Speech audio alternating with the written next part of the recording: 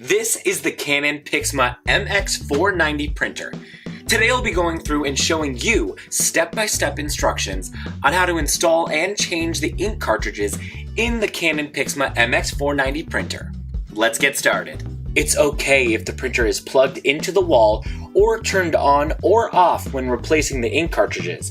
However, you may want to have the printer turned on to make it easier for the printer to start putting the ink cartridges back in place.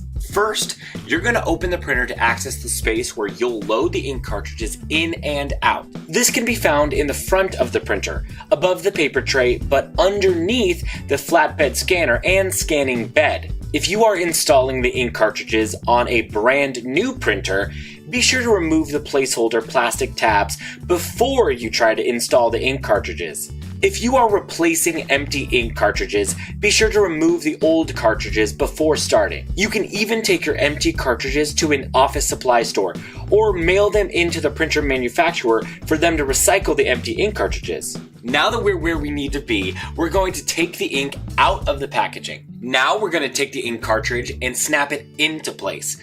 Make sure you're positioning the ink cartridge the right side up with the snap facing the printer. Align the ink cartridge so it will fit into the slot. If it is not fitting in easily, check to make sure you have it in the right way up and that you are inserting it into the correct slot. Or, if the ink cartridge is still not fitting, check to see if you have a compatible ink cartridge for your printer. In our case, you will want to make sure the ink cartridge is compatible with the Canon Pixma MX490 printer. Simple as pie.